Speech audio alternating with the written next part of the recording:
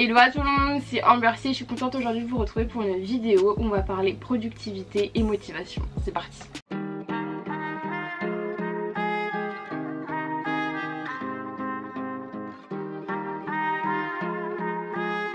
Comme vous aurez pu le voir dans le titre, aujourd'hui on va parler de comment se trouver des objectifs ou comment se lancer dans un objectif et comment affronter cet objectif qui peut vous paraître insurmontable. Le premier conseil que je pourrais vous donner pour les personnes qui n'auraient pas trop d'idées ou qui auraient beaucoup trop d'idées en tête de plein de projets en même temps, c'est tout simplement prendre vos passions premières, les premières passions qui vous viennent dans la tête et de les noter sur un papier, en tout cas dans un petit carnet ou quoi que ce soit, sur un bout de feuille. De ces passions, vous en retirez les objectifs que vous avez envie, d'atteindre. Exemple, tout simplement votre passion c'est l'écriture, peut-être qu'inconsciemment vous avez envie d'écrire votre premier jet, et ben votre objectif ça va être d'écrire un premier jet. Enfin, si tout ce qui vous passionne c'est de lire les blogs et vous aussi vous avez envie de vous lancer, votre objectif tout naturellement ça va être de pouvoir poster votre premier article sur votre blog. Si vous avez envie de vous lancer sur YouTube, vous adorez l'univers de YouTube, le montage, tout ça, votre objectif va tout simplement être de poster votre première vidéo sur votre chaîne YouTube.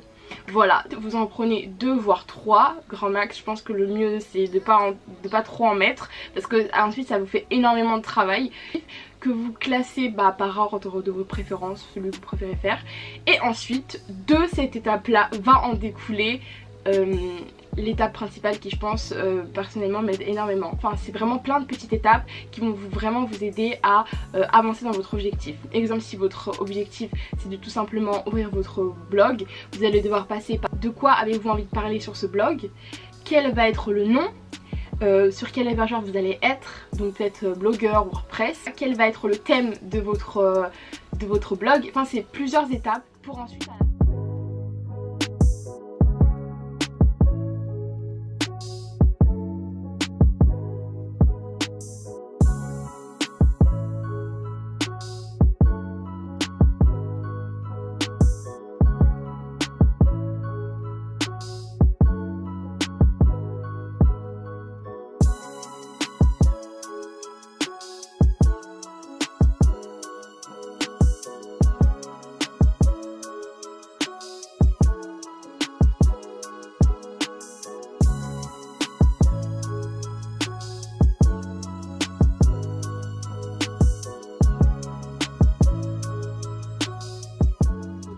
enfin c'est plusieurs étapes pour ensuite à la fin avoir une deadline. Vraiment mettez-vous une deadline, avoir une date précise à laquelle vous allez clôturer, on va dire entre guillemets, atteindre votre but. Ensuite faut être aussi rationnel.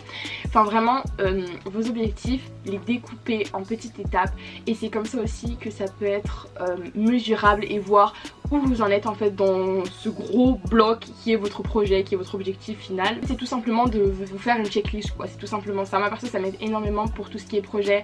Je vous prends l'exemple du projet d'écriture pour Europa Trip. Ce que j'avais fait c'était que j'avais, avant de me lancer dans le bain directement, j'avais choisi mes personnages principaux, enfin mon personnage principal, l'intrigue, c'est-à-dire l'idée. Ensuite je m'étais fait un plan, ensuite j'étais partie chercher les itinéraires, j'étais partie faire tout ce qui était documentation, fiche personnage, vraiment bien faire mon plan du début jusqu'à la fin, et ensuite je m'étais lancée vraiment faire en gros checker toute ma checklist et ensuite sauter le pas pour ensuite continuer sur une autre checklist sur tout le long de mon processus d'écriture. C'était hyper long, hyper compliqué, mais je l'ai fait.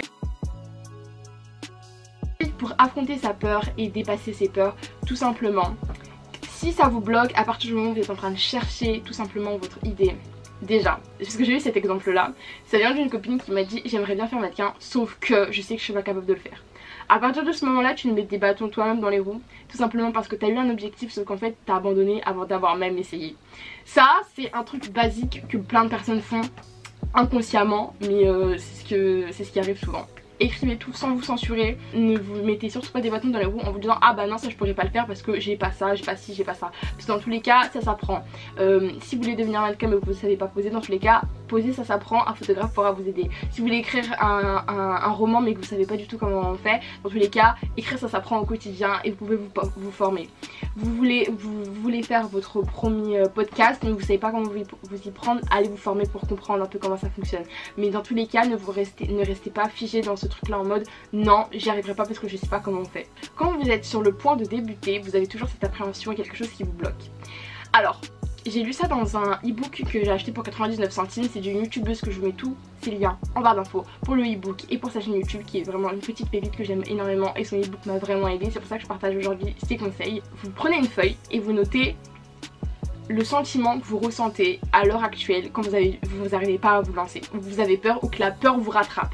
Vous notez ce sentiment et ensuite de ça vous notez, vous faites la liste des raisons pour lesquelles ça vous bloque en fait. Est-ce que c'est le regard des autres? Est-ce que c'est la peur d'échouer? Est-ce que c'est le manque de confiance en vous? Notez tout ça, vraiment, notez vraiment tout ça. Et ensuite, vous prenez un moment, vous relisez et vous vous posez et vous posez cette question là.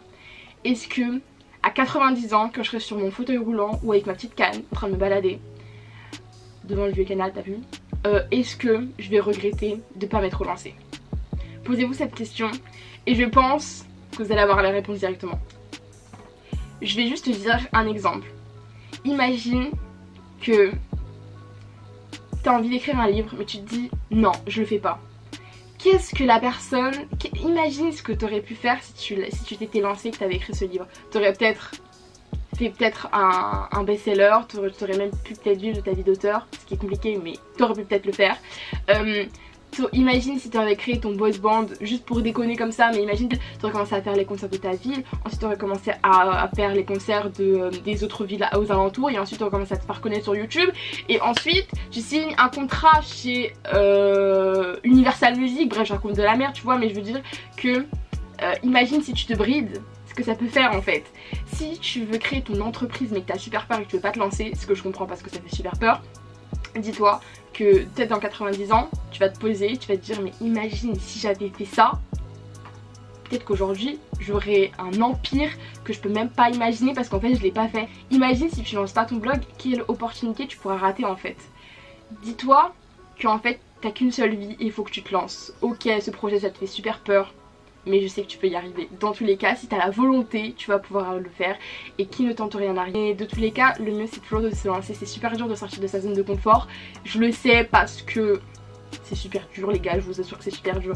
Mais franchement, je pense que ça vaut vraiment le coup. Et personnellement, si je m'étais pas lancée sur YouTube, je pense que je le regretterais amèrement parce que ça m'a apporté des rencontres juste pépites plus et des abonnés en or. Et actuellement je vis de ma meilleure vie parce que je me suis lancée dans ça et en fait ça fait faire bientôt 4 ans et je m'arrête toujours pas. Exemple, si j'avais eu trop peur de terminer mon premier jet, j'aurais pas l'histoire que j'ai entre les mains et que je peux modifier et que je peux adapter, que je peux corriger, que je peux proposer à une maison d'édition. Enfin c'est beaucoup de choses en fait. Donc ne vous arrêtez surtout pas à votre peur et essayez de la dépasser et posez-vous la question, est-ce que je vais le regretter ? Et est-ce que vous voulez une vie pleine de si j'avais fait ça, pleine de regrets quoi. On ne vit qu'une fois, plus égale plus, pensez positif les gars. Et si tu veux vraiment quelque chose, tu vas vraiment pouvoir travailler comme une malade et savoir pourquoi tu travailles. Et même tu peux travailler un tout petit peu chaque jour et voir ton projet évoluer. Moi j'espère vraiment que cette vidéo vous a aidé, vous a rapporté vraiment plein de positivité. Moi je vous aime énormément, ça m'a fait super plaisir de faire cette vidéo, j'appréhendais vraiment un maximum. Mais je vous attends tous en commentaire pour me dire si vous avez des projets ou si cette vidéo vous a aidé. Moi je vous aime énormément et on se retrouve dans une prochaine vidéo. Bye. Stay confident. Yo! Quand on veut on peut les gars.